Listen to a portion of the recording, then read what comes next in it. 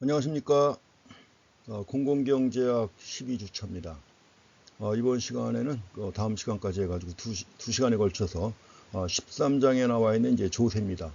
공공경제학에서 가장 기본되는 게 조세와 정부지출 두 가지죠. 그에 대한 그 효과를 갖다 보는데, 조세도 물론 굉장히 중요합니다. 그래서 먼저 첫 시간에는 그 조세와 관련해가지고 몇 가지 그 배경 내용 본 다음에, 그 다음에 이제 공평한 조세 부담의 원칙이 여러 가지가 있죠. 어떻게 해야 공평한 조세 부담이 될 것인가? 또 이와 관련해 가지고 경제적 능력을 평가하는 겁니다. 부담 능력이죠. 조세를 갖다 부담할 능력을 평가할 때 어떻게 할 것인가? 이런 내용들 가지고 살펴보겠습니다. 첫 번째 슬라이드가 참 재밌는 게 나옵니다. 이게 매일경제신문에서 캡처한 겁니다. 매일경제신문에서 5월 27일 날 캡처한 건데, 지금 대학들마다 다 이제 기말시험 다 지금 우리처럼 온라인 수업을 하고 이제 기말 시험을 앞두고 있는데, 이미 그 중간 시험을 통해서도 여러 가지 문제들이 많이 나왔습니다. 문제가 이제 대표적인 것이 부정행위죠. 그래서도 지금 뭐 서강대 사례도 나오고 뭐 해갖고 나왔는데, 실제로 이제 이런 것들이 큰 문제가 되다 보니까 또 이런 게 생겼습니다. 대리시험 봐줄 테니까 입금하라, 뭐 이런 것들이 있습니다. 그래서 대학가마다 이제 온라인 시험 부정에 대해서 어떻게 대처할 것인가 해가지고 나왔습니다. 지금 뭐 이거 방법 알려드리는 건 아닌데, 커닝은 예사하고 메신저로 답을 갖다 공유하는 것도 있다고 그러고, 뭐 친한 친구들 사이에 그럴 수도 있겠죠. 부정행위 방법 해가지고 서로 돌려보기도 하고, 아니면 같이 앉아가지고 또 답안을 작성하기도 하고. 그래서 이제 몇 군데 대학에서는 아예 출석 수업을 원칙으로 해가지고 시험을 출석으로 원칙으로 한다 또 해갖고 했는데, 그것도 또 쉬운 게 아닙니다. 지금 뭐 유학생들 많이 들어와 있는 학교에는 유학생들 중에 아직 귀국하지 못한 학생들이 꽤 있습니다. 그래서 이제 그 유학생들만 따로 할 거냐, 아니면 뭐 여러 가지 또 문제들이 많이 있고, 인하대학교에서도 지금 현재 여러 교수님들 사이에 어떻게 할 것인가 하는 것이 이제 논란이 많이 되고 있습니다. 저도 이제 여러 가지 방안을 갖다가 모색하고 있는데, 어쨌든 간에 뭐 컨닝에도 별 도움이 안 되는, 아니면 둘이 같이 답안을 작성해도 별로 도움이 안 되는 이런 방식으로 이제 시험을 해야 되겠죠. 그래야 뭐 진짜 양심적으로 시험 보시, 대부분 다 그렇게 하시게 양심적으로 시험 보시는데, 이런 분들이 피해 보면 안 되는 거죠. 그렇죠. 그렇기 위해서 여러 가지 진짜 이제 공부 한 군이 절대 피해 보지 않도록, 공부 한 대로 성적 나올 수 있도록 이렇게 방안을 갖다 모색하고 있으니까, 혹시라도 뭐 공부 열심히 하신 분이 난 피해봤다 이런 생각은 안 들 정도로 그렇게 방안을 갖다 모색하겠습니다. 그래서 이런 것들이 나와가지고, 이것이 신문에, 매일경제신문에 나온 건데, 매일경제신문에 나오고 나서 보니까 다른 신문에도 이런 기사들이 계속 나오고 있더라고요. 그래서 그런 것들 면밀히 검토한 다음에 부정행위를 어떤 식으로 하는지 하는 것도 이제 신문을 통해서 저도 이제 파악이 되죠. 그래서 이제 그런 방법을 써도 도움이 안 되게 이렇게 시험을 보겠습니다. 그리고 제가 주말까지 그 2차 과제물, 에세이 과제물 올린다고 그랬는데, 사실 아직 못 올렸습니다. 근데 과제물을 갖다가 올리게 되면 곧바로 문쌤 문자 메시지 보내드릴 테니까 그렇게 아시고 거기에 맞춰서 하시면 됩니다. 시간은 여유 있으니까 그렇게 해서 2차 에세이 과제물 내드리겠습니다. 먼저 이 조세와 관련된 텍스 문제입니다. 텍스 문제는 참 아주 여기 뭐 잘 정비된 정부가 존재하는 한 존재해왔다 그랬는데, 사실은 뭐 조세라고 하는 게 그때부터 존재한 겁니까? 성경에도 나오지 않습니까? 성경에도 세리가 나오죠. 세리, 마태 해가지고 세리가 나올 정도로 그 옛날부터 조세는 있었던 겁니다. 그래서 근데 중요한 건 이제 시대 흐름에 따라서 조세 제도의 기본 골격이 계속 변해온 거죠. 근데 이제 조세 제도의 기본 골격과 관련해 가지고 무엇을 대상으로 세금을 갖다 부과할 것인가 하는 것이 이제 우리의 관심거리입니다. 우리가 뭐 소득에 대해서도 세금을 갖다 부과하고, 지금 소득세가 있죠. 또 재산에 대해서도 지방세지만 재산세라고 해가지고 또 부과하고 있습니다. 뭐 자녀에게 돈을 갖다가 이제 죽은 다음에 물려줄 때 상속 재산에 대해서 하는 상속세도 있고, 살아있을 때 물려주면은 뭐 증여세도 있고, 여러 가지 조세 부과 대상이 많이 있지 않습니까? 그래서 이제 기업의 경우에는 이윤에 대해서 세금을 갖다가 부과하는 법인세도 있고요. 여러 가지 그 세원이 뭐냐는 거죠. 세원. 그 세원을 갖다 우리가 텍스 베이스라고 합니다. 그래서 앞으로 우리가 세원 또는 영어로 텍스 베이스라고 할 때 그런 개념으로 파악하시면 되는 것이고, 조세 부과의 대상이 뭐냐 하는 겁니다. 그러면 예컨대 세원이라고 했을 때 그런 것도 생각하셔야 됩니다. 앞으로 이제 특별한 설명은 안 하겠지만, 내가 예컨대 1년 동안 총 받은 연소득이 총 뭐 10억 원이다. 그럼 10억 원이라고 하면 10억 원 전부가 세금 부과 대상이 되는 건가요? 그건 아니죠. 내가 근데 10억 원의 소득을 얻었다고 그러면 그 소득을 얻기 위해서 들어간 여러 가지 비용이 있지 않습니까? 그 비용을 빼고 나머지에 대해서 세금을 갖다 부과하는 거죠. 그게 바로 세원입니다. 텍스 베이스. 그렇기 때문에 그런 점을 감안해 가지고 앞으로 특별하게 설명 안 쓰고 텍스 베이스라고 하더라도 그런 개념으로 이해하시면 되겠습니다. 그래서 이제 특히 그 세원 구성에 생긴 변화 추세에 대해서 이제 우리가 잠깐 시대별로 좀 살펴볼 것입니다. 그래서 우리가 세원 해가지고 텍스 베이스라고 할 때는 조세부과의 대상이 되는 경제 변수라든가 혹은 여러 가지 경제 행위를 얘기를 합니다. 여러 가지 소득이냐, 재산이냐, 상속 재산이냐, 소비냐 이런 거죠. 어디다가 세금을 갖다 부과할 것이냐는 겁니다. 그래서 조세부과의 대상이 되는 경제 변수라든가 경제 행위를 세원이라고 한다는 것이고, 특히 역사적으로 볼 때 그 세원에 대해서 이제 큰 변화가 있어 왔던 것입니다. 이 내용 간단하게 좀 살펴보겠습니다.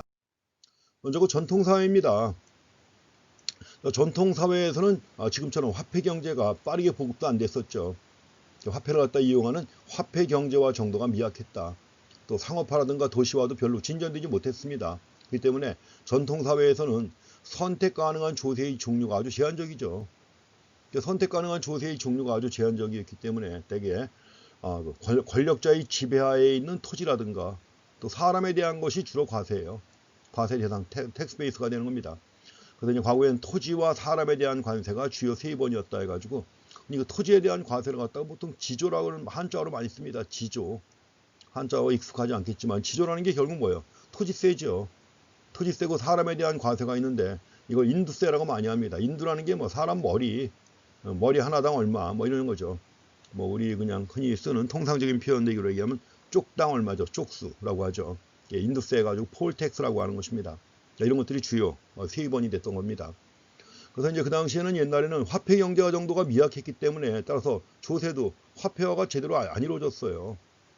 조세도 화폐화가 뭐 돈으로 다 내는 뭐 이런 것들이 거의 이루어지지 않았기 때문에 현물로 납부하는 경우도 있었고, 현물로 납부하는 경우도 있었고, 또 영주에게 노역을 제공하는 겁니다. 중세 때 이럴 때 영주에 대해서 노역을 제공함으로써 실질적인 납세가 이루어졌다는 것입니다. 이러한 그 시절도 있었다는 거 참고로 보시고요. 그렇지만 조세라고 하는 것은 어떤 권력기구가 있는 한 조세는 있었다는 거, 그 사람들이 뭐 다 아시는 것처럼 성경에도 조세가 나올 정도로 다 있었다는 거죠. 이제 두 번째는 근대 사회로 이행하는 과정, 넘어오는 과정에서 이제 다양한 텍스 베이스가 나옵니다.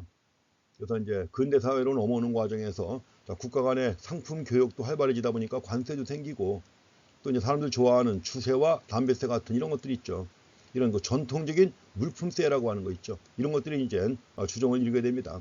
과거에는 토지와 사람에 대해서만 부과했지만 이제 물품세가 이제 근대 사회로 이행하는 과정에서 등장을 합니다.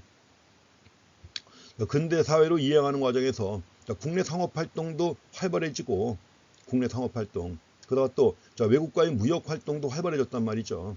그래서 이런 것들이 이제 과세 당국의 관심을 끌면서 새로운 조세가 등장을 했다는 것입니다. 새로운 텍스 베이스가 나왔다는 거죠.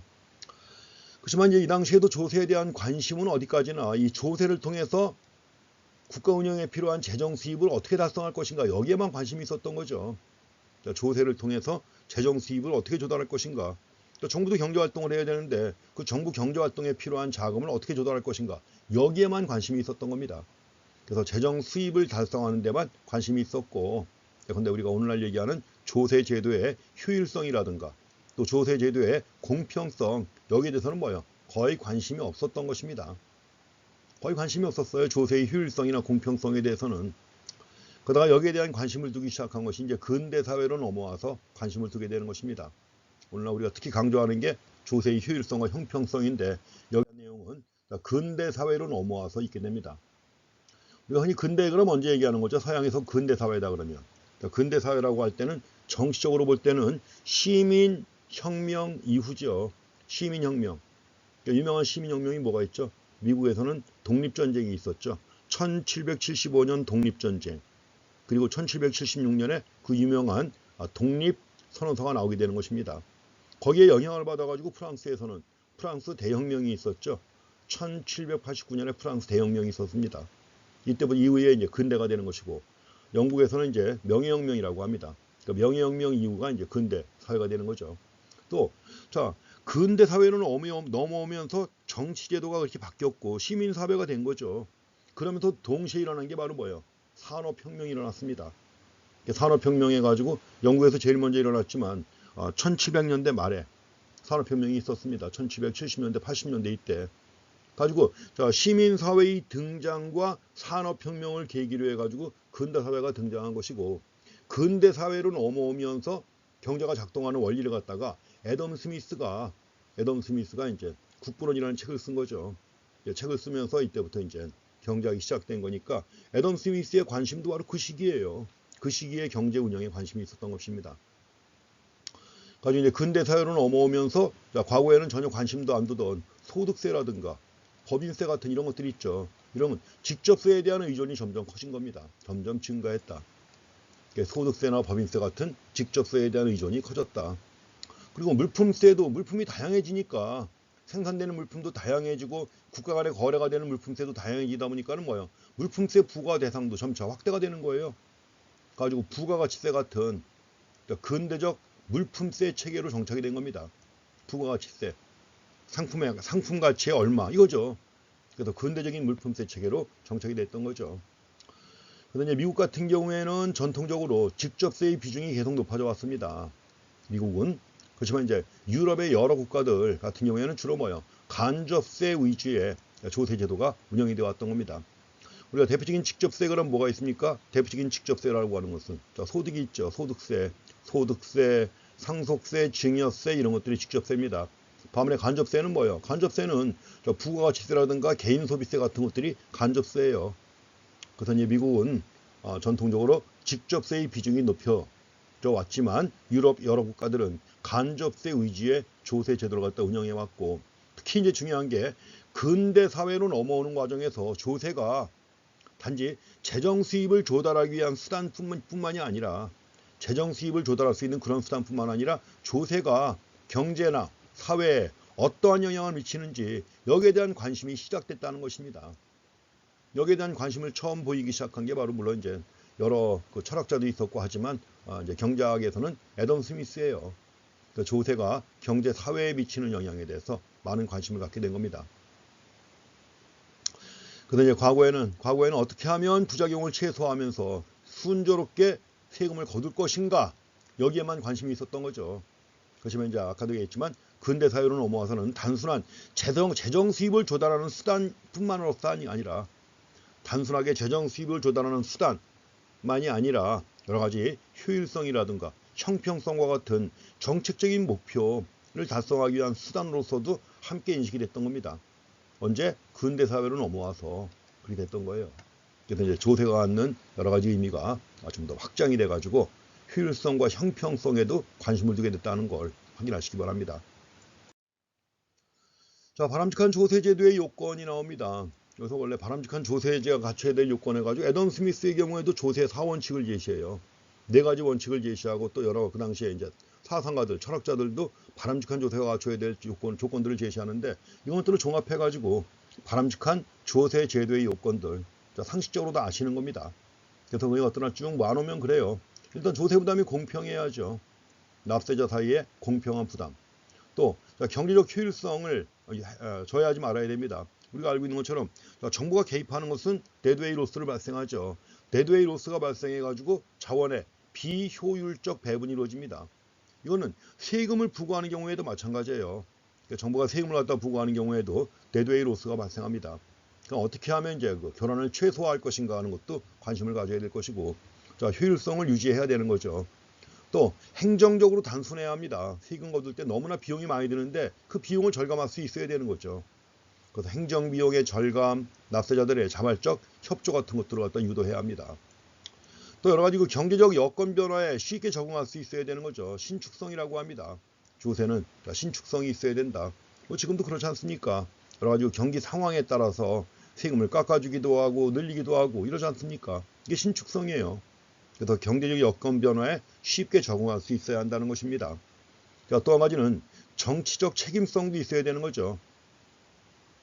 각각의 납세자가 세금을 얼마나 부담하게 되는지 명확하게 밝혀야 돼요. 명확하게 밝히고 또 자유로운 선택을 허용할 수 있어야 됩니다.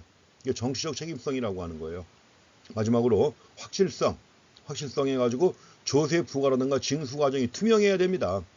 세금을 갖다 부과하고 징수하는 과정 이런 것들이 정해진 법률과 규정에 따라 이루어져야 된다는 거죠. 그만큼 이제 투명하게 이루어져야 한다는 것입니다. 옛날부터 가장 그 부정부패가 심했던 분야가 세금 분야고 뭐 지금도 여전히 있겠죠. 우리가 잘 모르겠지만 뭐 몰래 하는 거니까 잘 모르는 거지. 뭐 지금도 있겠죠. 사실은 옛날부터 이제 뭐 세일이 뭐 지금 다들 되고 싶어하는 세무공무원이죠. 세일이 원래 공무원 중에서도 제일 인기 좋은 것 중에 하나가 예전 같은 경우에는 제일 인기 좋은 게 뭐냐 출입국 관리직이 인기가 제일 높았습니다. 출입국 관리직 커트라인 얼마인지 아세요? 그때 제가 그때 신문에서 본 커트라인이 103.5가 커트라인입니다. 103.5라는 얘기는 뭐죠? 가산점 없으면 아예 응시조차 할 필요가 없다는 거죠. 그래서 이제 가산점도 제일 많은 가산점이 있는 게 있습니다. 그래서 이제 뭐 지금은 제가 가산점 정확히 모르겠는데 그 당시에는 10점에 10%의 가산점이 있는 게 있었어요. 그래갖고 이제 거기에 해당해야 되면서 또 뭐예요? 거의 만점 맞다시피 해야 되는 거죠. 물론 많이 안 뽑습니다. 출입국 관리직, 관세직, 그 다음에 세무공무원 인기가 제일 좋아요. 근데 인기가 제일 좋은 순서가 뭔지 아십니까? 부수입의 순서입니다. 그게. 그래서 이제 지금은 뭐 꽤 오래전 얘기입니다. 지금은 굉장히 많이 투명해졌죠. 투명해졌지만은 여전히 이제 그 당시에는 뭐 제 친구 중에도 세무공무원 하면서 아파트 매체 챙겼던 뭐 이런 사람도 있었습니다. 그게 진짜 자기가 열심히 또 뭐 알바까지 해가지고 챙긴 건지 잘 모르겠지만 뭐 아무래도 뭐 까마귀 날자 배 떨어진다고 뭐 그런 거 생각 안 할 수가 없죠. 그래서 지금은 굉장히 투명해졌지만 이런 게 있습니다. 그래서 어쨌든 간에 바람직한 조세제도의 요건해 가지고 이런 것들이 일반적으로 언급되는 것이다 하는 것을 확인하시기 바랍니다. 그럼 이제 그중에 제일 중요한 게 공평성 따져야 되는 거죠. 공평한 조세부담의 원칙이 나옵니다. 조세부담을 어떻게 분배하는 거, 조세부담을 어떻게 분배하는 것이 공평한가 하는 거죠. 이에 대한 두 가지 접근법이 있는데 한 가지는 편익을 위주로 따지는 거예요. 또 한 가지는 능력 위주로 따지는 것입니다. 조세 부담을 어떻게 분배하는 것이 공평한가 하는 것입니다. 그래서 먼저 편익의 원칙은 각각의 납세자가 세금을 내는 사람입니다. 국민 얘기하는 거예요. 그래서 각각의 납세자가 정부의 서비스로부터 받은 혜택입니다. 정부 서비스로부터 얻은 혜택. 이거 바로 편익이라는 거죠. 베네핏. 편익이에요, 베네핏. 그래서 정부 서비스로부터 얻은 편익. 편익에 의해서 공평한 조세 부담의 크기가 결정돼야 한다고 하는 거죠. 얼마나 큰 혜택을 받느냐. 혜택에 따라 조세 부담의 크기가 결정돼야 한다는 것이 바로 편익의 원칙입니다. 그래서 혜택을 많이 받았으면 세금 많이 부담해야 한다는 것이죠. 이게 바로 편익의 원칙입니다. 그래서 각각의 납세자가 정부 서비스로부터 받은 편익에 의해서 조세 부담의 크기가 결정돼야 한다는 거. 그것도 뭐 이해할 수 있죠. 당연히 혜택을 많이 받았으니까 대가를 많이 내야 되는 건 당연한 거죠.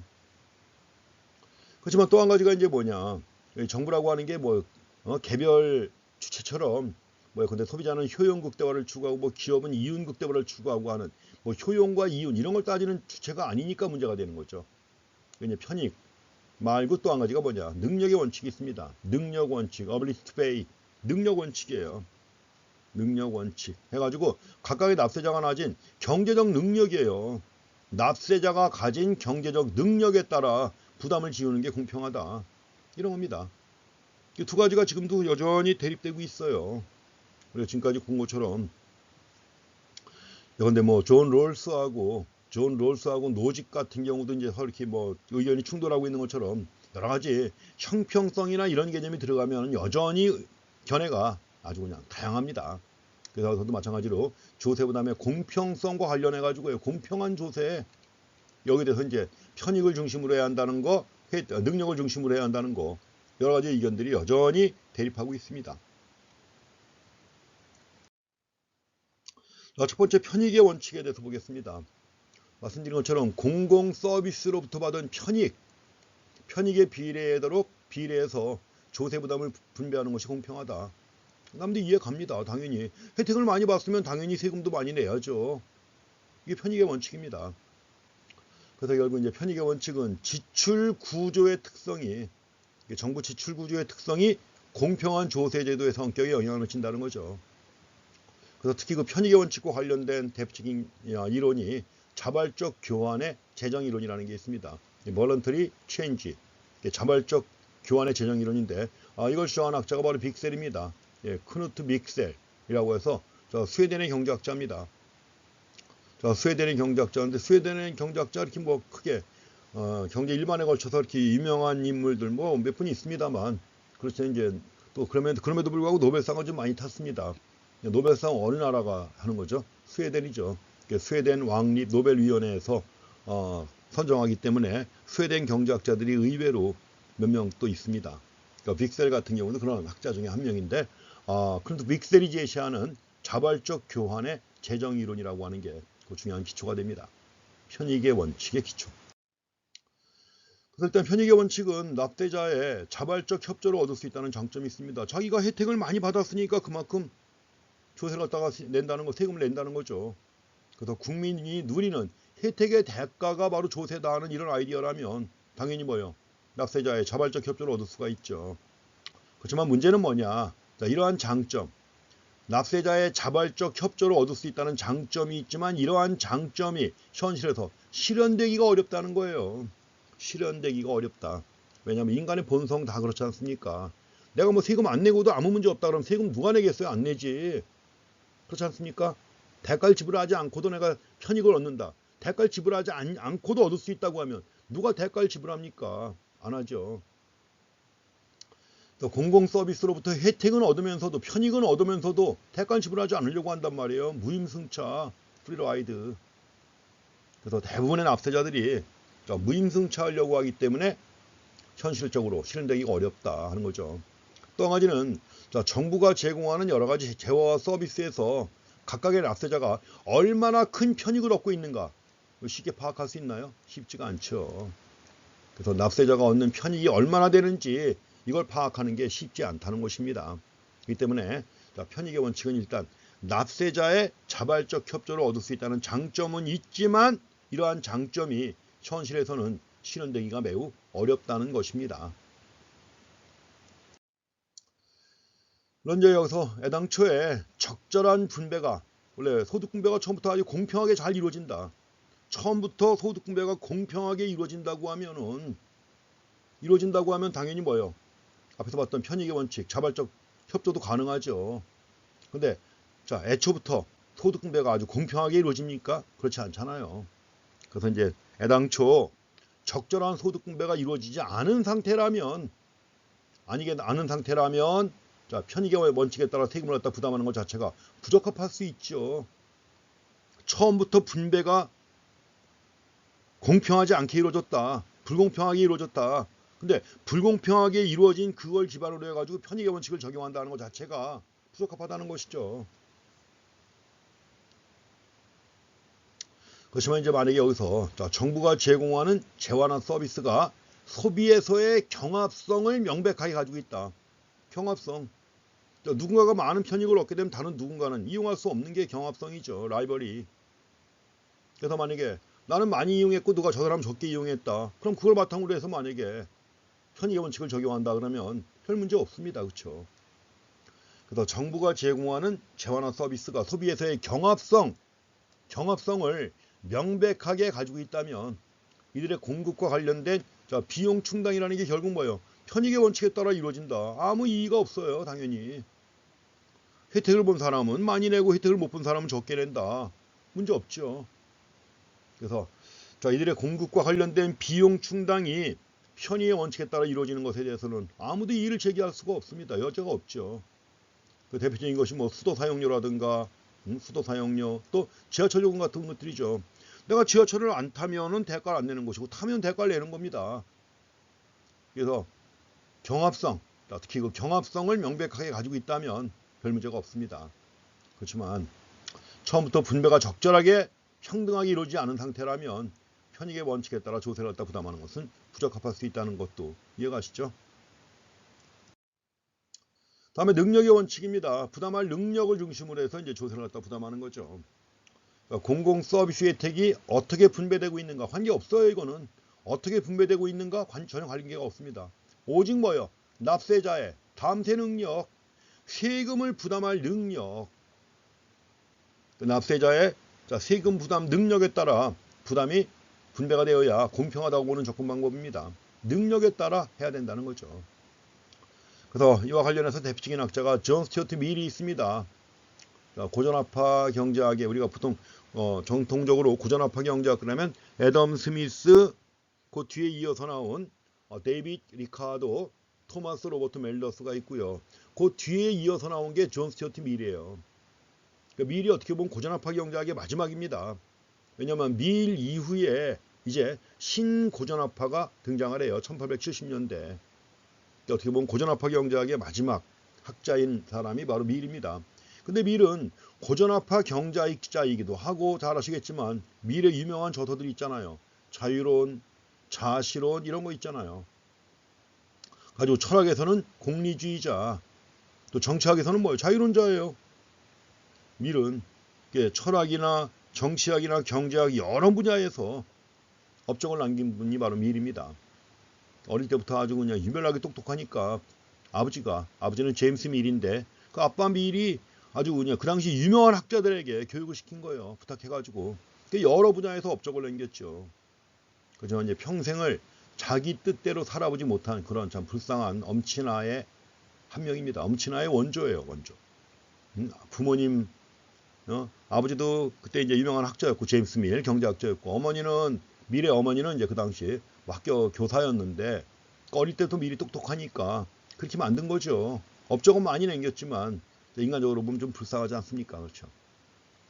그래서 밀이 그런 인물인데 밀이 조세 부과의 기본 원리를 제시한 동등 희생의 원칙이라는 게 있어요. 동등 희생의 원칙, equal sacrifice rule이라고 하는 게 있습니다. 이게 바로 뭐냐? 능력이 중심이 돼야 한다는 거죠. 동등 희생의 원칙 해가지고 능력, 조세 부담 능력이 조세 부담 분배의 기초가 돼야 한다는 겁니다. 능력의 원칙의 기초가 되는 게 바로 존 스튜어트 밀의 동등 희생의 원칙이라고 하는 것입니다. 능력의 원칙의 장단점도 있습니다. 당연히 그렇죠. 일단은 먼저 재분배 목표도 달성을 위한 재분배. 능력의 원칙에 따라 부과한다면 당연히 재분배 목표도 달성이 용이해지죠. 그래서 재분배 목표를 달성하기 위한 조세 및 지출의 운영을 갖다가 허용한다는 거죠. 그렇기 때문에 장점이 되는 겁니다. 그만큼 재분배를 용이하게 이룰 수 있다 하는 겁니다. 그렇지만 이제 정부 지출의 혜택과 조세 부담은 전혀 고려하지 않는 거죠. 능력만 따지는 거니까 능력만 고려하니까 정부 재화나 서비스로부터 얼만큼의 혜택을 받는지 이건 고려하지 않는 거예요. 그렇다면 납세자들이 협조할까요? 안 할까요? 당연히 안 했죠. 나 같은 경우에 정부의 서비스로부터 아무것도 혜택받은 게 없는데 단지 능력이 크다고 세금을 내야 되느냐 말이 안 된다는 거죠. 또 말이 안 되죠. 그렇죠? 아무것도 혜택받은 게 없는데 세금 내야 된다. 말이 안 되죠. 협조를 얻기 어렵죠. 이런 점이 있습니다. 그래서 정부 지출의 혜택과 조세 부담을 연결시키지 않고 있기 때문에 납세자들의 자발적인 협조를 얻기 힘들다는 것이죠. 단점이 되겠습니다. 그래서 일반적으로 공평한 과세의 원칙으로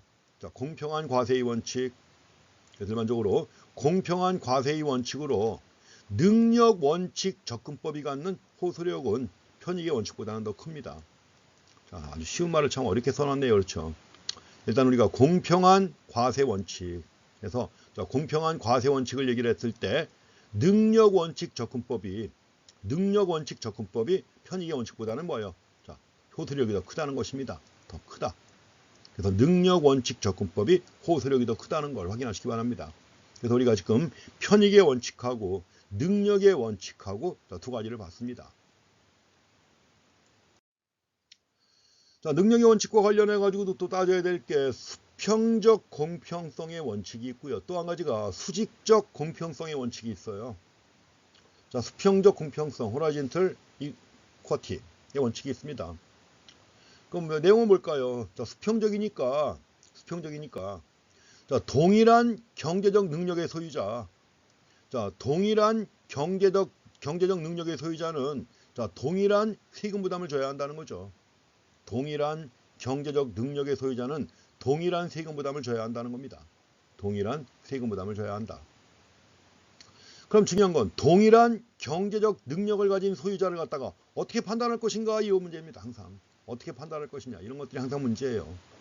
그래서 실제로 자, 사람의 경제적 능력을 여러 가지 측면에서 평가할 수 있지 않습니까? 부담 능력, 경제적 능력을 파악할 때. 예컨대 뭐 실질 소득을 가지고 파악할 수도 있고, 실질 소득은 아니라도 잠재적 소득 가지고 파악할 수도 있습니다. 소득을 얻을 능력이죠. 최상 갖고 파악할 수도 있고, 또 경우에 따라서는 결혼 여부라든가 인종, 종교에 따라 달라지기도 하잖아요. 그러니까 여러 가지 측면에서 파악할 수가 있기 때문에 따라서 어떻게 파악할 것인가 하는 것이 문제가 됩니다. 이래서 뭘 중심으로 할 것인가 하는 거죠. 다음에 이제 두 번째, 수직적 공평성의 원칙이 있는데, 이거는 뭐냐면, 그러면 자, 부담 능력이 커져 나갈 때 어떻게 할 것인가 하는 거죠. 근데 대표적으로 우리가 부담 능력이라고 할 때 소득이라고 한다면, 자, 소득이 커짐에 따라, 소득이 커지는데, 자, 소득이 커짐에 따라 조세 부담을 얼마나 더 크게 만들 것인가 하는 거죠. 얼마나 더 크게 만들 것인지 결정해야 하는 것과 관련되는 원칙이 수직적 공평성의 원칙이에요. 그래서 경제적 능력이 커지게 되면 우리가 누진적으로 조세 부담을 증가시키는데, 얼마나 누진적으로 조세 부담을 늘려야 할 것인가 하는 것입니다. 여기 대해서는 다양한 또 견해 차이가 있습니다. 자, 이렇게 해서 결국 수평적 공평성이라든가 수직적 공평성의 원칙 간에도 불가분의 관계가 존재하죠. 당연히 어떻게 할 것이냐. 그래서 이런 것들이 그동안 다 논란의 대상이 되어왔고, 특히 조세 문제와 관련해 가지고 많은 학자들이 다양한 뭐 연구 논문 같은 거 쓸 때 이런 걸 가지고 많이 분석을 합니다.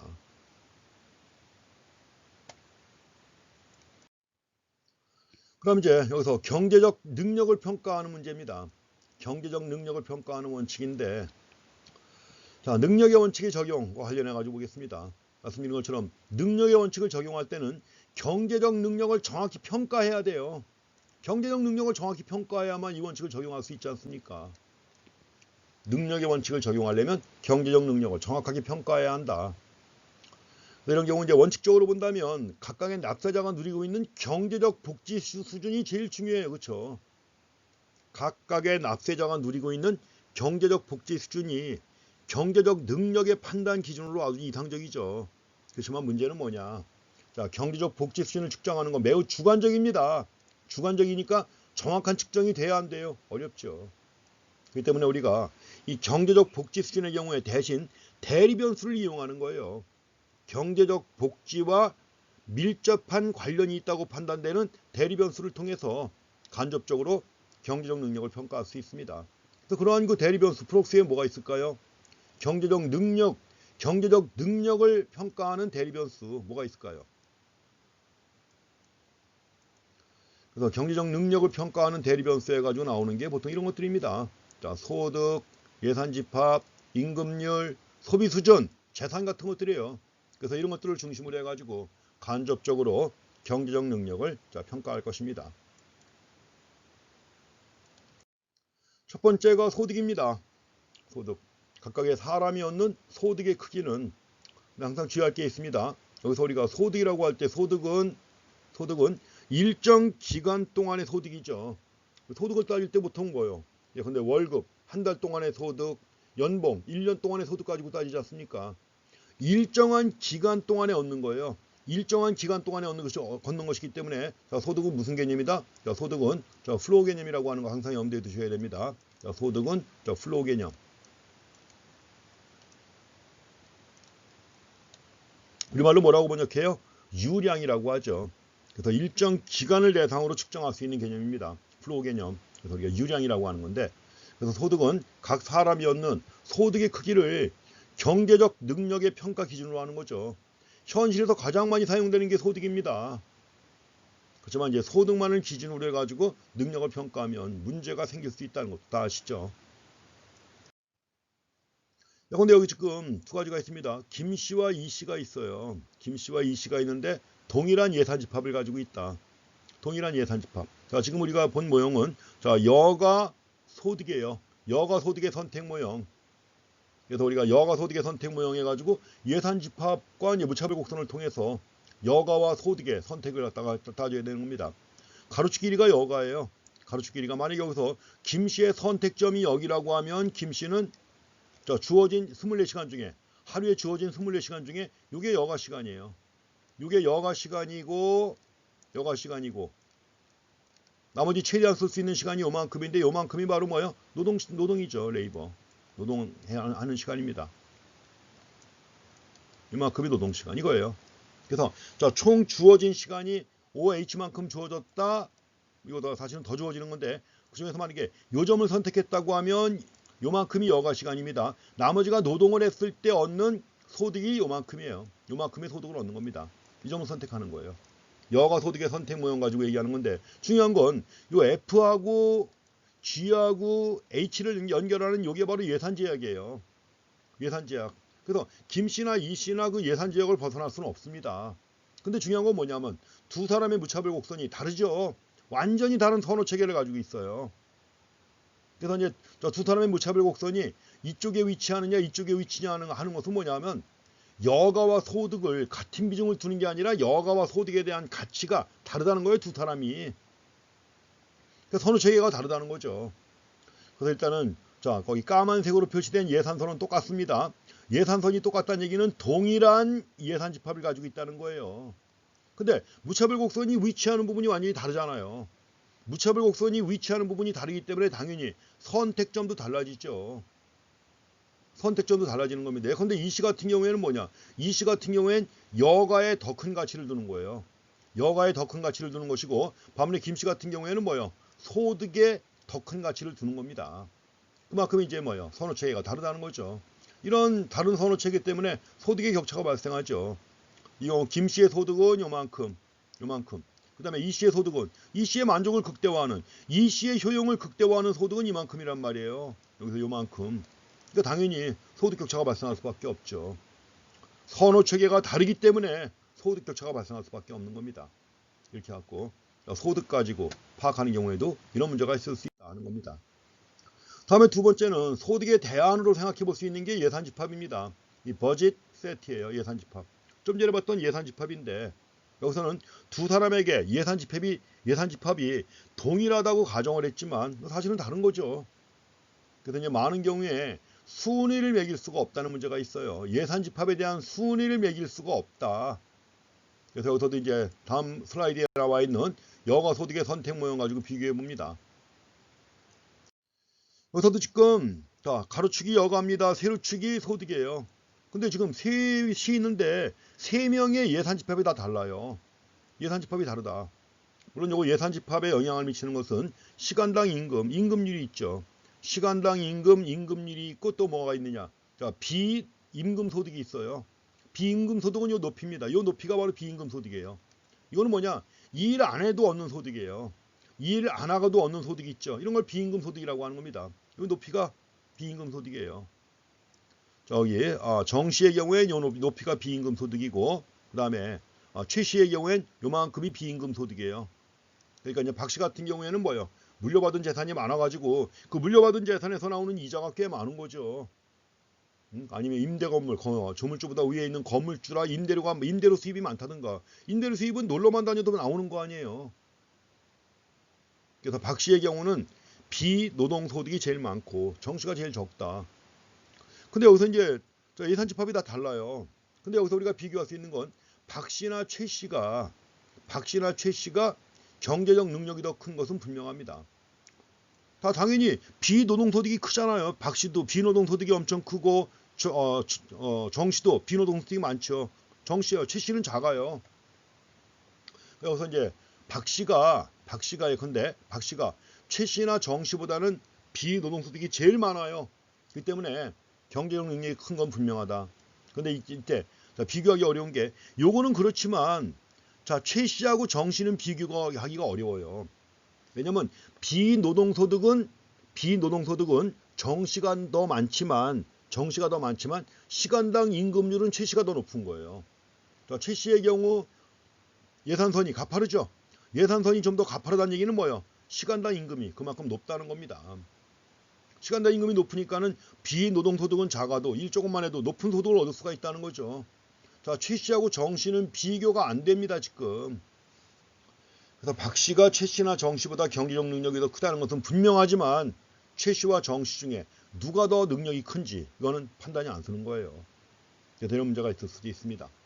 그래서 경제적 능력 해가지고 예산 집합 가지고도 파악할 수 있지만 이런 문제가 있다는 걸 확인하시기 바랍니다. 다음에 경제적 능력을 파악할 때 중요한 게 임금률이 있죠. 임금률은 시간당 임금을 얘기를 하는 겁니다. 시간당 임금. 그래서 시간당 임금이 높다 그러면 당연히 더 큰 경제적 능력을 가지고 있다고 판단할 수 있죠. 근데 임금률이라고 하는 시간당 임금을 갖다 결정할 때는 뭐예요? 그 사람이 가지고 있는 내적 능력도 있지만 교육이나 직업 훈련과 같은 인적 투자도 영향을 미치겠죠. 인적 투자가 많이 이루어져 가지고 학력도 매우 높고 스킬도 매우 뛰어나다. 그럼 당연히 시간당 임금률 높죠. 그래서 임금률을 결정할 때는 그 사람의 단순한 경제적 능력뿐만 아니라 그동안 교육이나 직업 훈련과 같은 인적 투자가 얼마나 많이 이루어졌는가 이것도 영향을 미친다는 거죠. 그래서 우리가 어떤 사람을 놓고서 그 사람의 임금률 얼마인가 이걸 알아내는 게 쉽지 않다는 거죠. 왜냐면 여기서 얘기하는 임금이라는 게 뭐 자기가 다니고 있는 직장에서 매월 받는 이것만이 아니라 또 다른 수입이 있잖아요. 그리고 아까도 얘기했지만 비임금 소득, 우리가 비근로소득이라고 하는데 앞에서 봤던 그 예산 집합에 높이 있었죠. 수직으로 된 부분. 그 수직으로 된 부분의 그 높이가 바로 비근로소득인데 다른 말로 비근로소득, 비노동소득, 비임금소득이라고 합니다. 같은 거예요. 요새는 또 용어 가지고 또 이제 앞으로 문제가 되죠. 근로라는 말하고 노동이라는 말. 이것 때문에 요새 이제 또 많이 또 치열한 논쟁 중에 하나가 되고 있는 겁니다. 왜냐면 원래 근로라는 말은 노동을 받든다는 얘기인데 이게 일제의 잔재라는 겁니다. 이게 일본식의 잔재. 원래 레이버 노동이에요. 노동인데 이걸 왜 근로라고 해서 한자어로 보게 되면 진짜 한자어 뜻 해석하면 묘하게 해석될 수가 있습니다. 받든다는 의미가 있어요. 근로. 받든다. 일본 천황을 받든다. 뭐 이런 의미겠죠. 일본서 쓰이는 말이. 일제 때 들어왔고. 근로자가 아니라 뭐예요? 노동자란 얘기죠. 근로자가 아니라 노동자. 그러니까 법에다가도 지금 법에서도 근로기준법 있잖아요. 근로기준법이 아니라 노동기본법으로 바뀌어야 된다. 그런 것이고. 근로자라는 말 쓰지 말자는 얘기예요. 이게 토착 외국가 쓰는 용어다. 그래서 지금 정부에서는 아마 이제 용어들을 원래 다 바꾸기로 한 게 방침으로 정해졌는데 언제쯤 될지는 모르겠습니다. 여러 가지 앞으로 이제 근로라는 용어 대신에 노동이라는 용어. 그래서 우리가 옛날에는 뭐 근로자의 날 해가지고 3월 10일이 한국노총이 처음 만들어진 날 해가지고 근로자의 날이다 해갖고 3월 10일을 놀았는데 전 세계적으로 뭐예요? 5월 1일이에요. 5월 1일이 과거 미국에서 시카고에서 대규모 노동자들의 시위가 벌어진 날이에요. 그래서 그날을 기념해가지고 메이데이라고 해서 5월 1일을 갖다 지금은 뭐예요? 노동절이라고 하죠. 노동절. 근로자의 날 안 그러죠? 그렇죠? 이미 여러 분야에서 용어가 바뀌었는데 아직도 법이라든가 이런 데서는 근로라는 용어를 많이 쓰고 있단 말이에요. 그걸 아예 그냥 없애야 된다.